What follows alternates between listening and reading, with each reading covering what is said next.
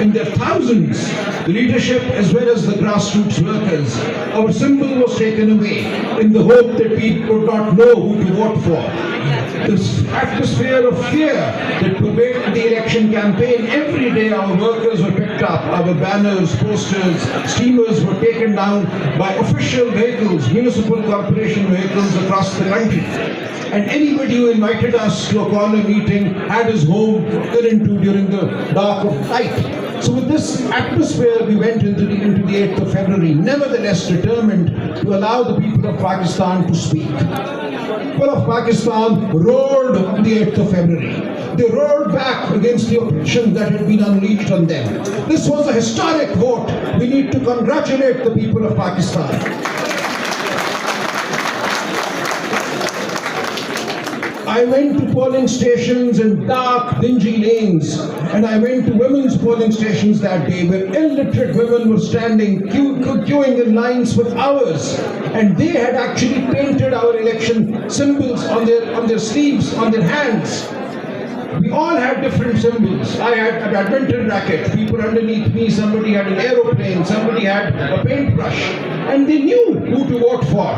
These were illiterate women and men. They had taken our symbols to their hearts. We really thought that we would have a tough time getting people to vote for our diverse symbols. But the people assured us, they said, we know who you are standing for. We know what you're standing for. They cannot fool us by taking your symbol away. This was a magnificent effort by the people of Pakistan. However, what happened was equally disgusting. We have magnificence on one side and disgusting assault on the election on the other. So during the night, in my case for instance, in A128 Lahore, throughout the day the polling stations were swarming. It was a carnival atmosphere. And the forms 45, as they started trickling into the RO's office, I was sitting there, I'd gone there around 6:30 to be present. Every single polling station that had come in by 10 p.m., I had won. And the next morning when we got the forms 45, I had a lead of 100,000, the other candidate. 100,000.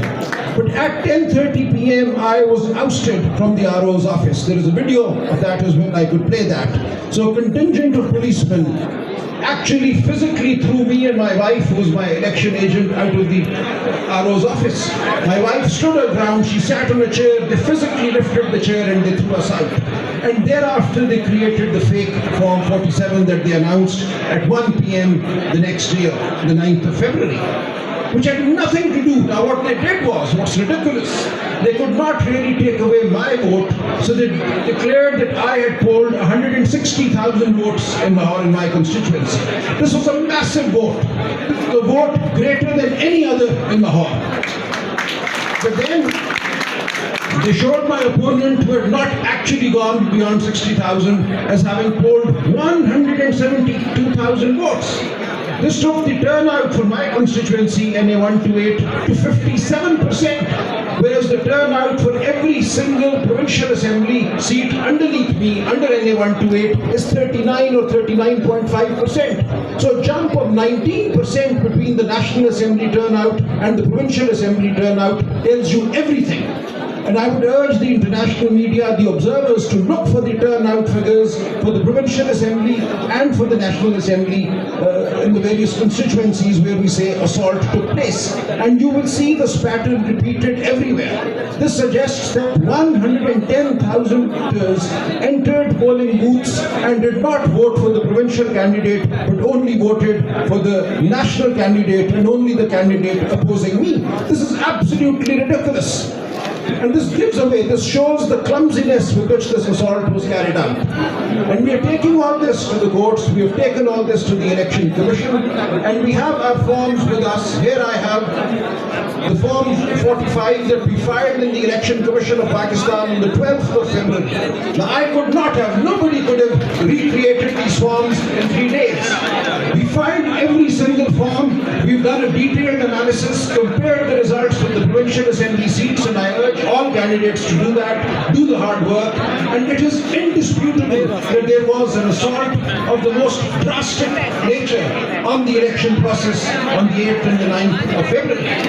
Now with this, I want the international media, the international observers to take our message to the world, to say that the people of Pakistan have been denied their voice yet again.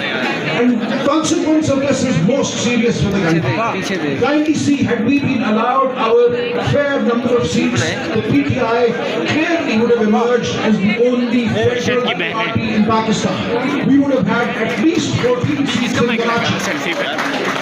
We would have had seats in Balochistan. We would have had seats everywhere. And we would therefore be the federal party that we actually are. But what they've done by the regging that was carried out, they've turned every party into a small regional party. So what we have now is the People's Party as just a Sindh party. We have the PMLN, no more than 20 seats.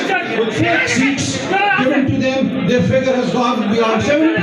But it is clear that by fracturing the mandate of the PTI, we have done damage to the federal project in Pakistan.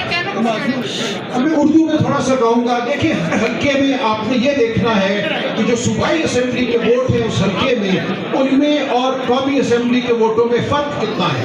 मेरे हल्के 1 to 8 में 1,10,000 वोटों का फर्क है। ये वो vote है